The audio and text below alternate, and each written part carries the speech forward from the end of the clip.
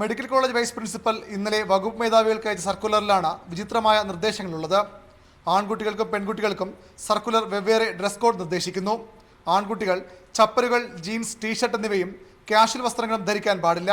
പെൺകുട്ടികൾ ജീൻസിന് പുറമെ ലെഗിൻസ്, ഇറക്കം കുറഞ്ഞ ടോപ്പുകൾ, ശബ്ദമുണ്ടാക്കുന്ന ആഭരണങ്ങൾ എന്നിവ ധരിക്കരുതെന്നും നിർദ്ദേശമുണ്ട്. നിയന്ത്രണം അംഗീകരിക്കാനാകില്ലെന്ന് വിദ്യാർത്ഥികൾ പറയുന്നു. യാതൊരു സയൻറ്റിഫിക് അടിസ്ഥാനം ഇല്ലാത്തൊരു സർക്കുലറാണ് ഇപ്പോൾ ഇറങ്ങിയിരിക്കുന്നത്. ഇപ്പോൾ 1980 അല്ലെങ്കിൽ 90 പാൻസാണ് ഉപയോഗിച്ചതെന്ന് പറഞ്ഞത് ഇപ്പോഴത്തെ വിദ്യാർത്ഥികൾ പാൻസ് ഇട്ടുകൊണ്ട് വരണമെന്ന് പറഞ്ഞു കഴിഞ്ഞാൽ അത് എന്ത് അടിസ്ഥാനത്തിലാണെന്നുള്ളത് മനസ്സിലാവുന്നില്ല. ഒരു ഡോക്ടർ ഡിഗ്നിറ്റി വേണമെന്ന് പറയുന്നുണ്ട്. ഡിഗ്നിറ്റി വേണം, മാന്യമായി ധരിക്കണം, ഒന്നും വൾഗറായിട്ട് ധരിക്കാൻ അങ്ങനെയൊന്നും ഞങ്ങൾ പറയുന്നില്ല. പക്ഷേ മാന്യമായി ഞങ്ങൾ ഏത് ഡ്രസ്സും ധരിക്കട്ടെ, ഏത് ഡ്രസ്സും മാന്യമായും അല്ലാതെയും ധരിക്കാമല്ലോ. ഞങ്ങൾ ഓരോരുത്തരും എന്ത് വസ്ത്രം ധരിക്കുക എന്നുള്ളത് ഞങ്ങളുടെ ഓരോരുത്തരുടെയും ഇഷ്ടമാണ്. അത് മാന്യതയോടുകൂടി ധരിക്കുന്നുണ്ടെന്നാണ് ഞങ്ങളുടെ എല്ലാവരുടെയും വിശ്വാസം. എന്ത് ഇടുന്നെന്നുള്ളതിലല്ല കാര്യം, എങ്ങനെ ഇടുന്നതെന്നുള്ളതിലാണ്. കേരളത്തിലെ മറ്റ് ക്യാമ്പസുകളിലെ വിദ്യാർത്ഥികൾക്കും സമാന അഭിപ്രായമാണ്. എന്ത് കഴിക്കണം, എന്ത് ധരിക്കണം എന്നൊക്കെ മറ്റുള്ളവരെ തീരുമാനിക്കുക എന്ന് പറയുന്നത് തീർത്തും ഫാസിസ്റ്റ് ആശയം തന്നെയാണ്. ഇത്തരം ഫാസിസ്റ്റ് നടപടികളെല്ലാം നടപ്പിലാക്കുന്നത് ഇവരെ കീഴിൽ കൊണ്ടുവന്ന് വിദ്യാർത്ഥികളെ പ്രത്യേകമായി ട്യൂൺ ചെയ്യാൻ വേണ്ടിയിട്ടാണ്, അവർ തലച്ചോറിന് ട്യൂൺ ചെയ്യാൻ വേണ്ടിയിട്ടാണ്.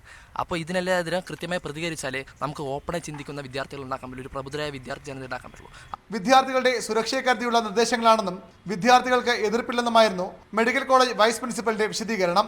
കുട്ടികളിൽ നിന്നൊരു അഭിപ്രായ വ്യത്യാസം വന്നാൽ തീർച്ചയായിട്ടും അവരൊരു ഡിസ്കഷനോ അവസരം കൊടുക്കും. ഞങ്ങൾ ടീച്ചർ സ്റ്റുഡൻറ്റ് റിലേഷൻഷിപ്പ് നല്ലതാണ് മെഡിക്കൽ കോളേജിൽ.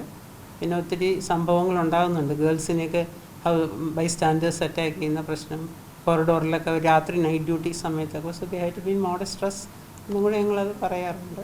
വിദ്യാർത്ഥികളുടെ അവകാശം നിഷേധിക്കുന്ന നിർദ്ദേശത്തിനെതിരെ കോളേജ് അധികൃതരിൽ നിന്ന് റിപ്പോർട്ട് തേടുമെന്ന് യുവജന കമ്മീഷൻ അധ്യക്ഷ ചിന്താ ജെറോം ന്യൂസ് 18 കേരളത്തോട് പറഞ്ഞു. ഇത്തരത്തിലൊരു റിപ്പോർട്ട് ഇപ്പോൾ അല്ലെങ്കിൽ ഇത്തരത്തിലൊരു സർക്കുലർ ഇപ്പോൾ പുറത്തിറക്കുന്നതിന് കാരണമായ കാര്യങ്ങൾ എന്തൊക്കെയാണ്, ഇതിനെ സംബന്ധിച്ച് വിശദമായി നമ്മൾ പഠിക്കേണ്ടതുണ്ട്. നിർദ്ദേശം പിൻവലിച്ചില്ലെങ്കിൽ ശക്തമായ സമരപരിപാടികൾക്കാണ് വിദ്യാർത്ഥി സംഘടനകളുടെയും തീരുമാനം. വിവിധ ബ്യൂറോകൾക്കൊപ്പം വി. അരുൺ, ന്യൂസ് 18 തിരുവനന്തപുരം.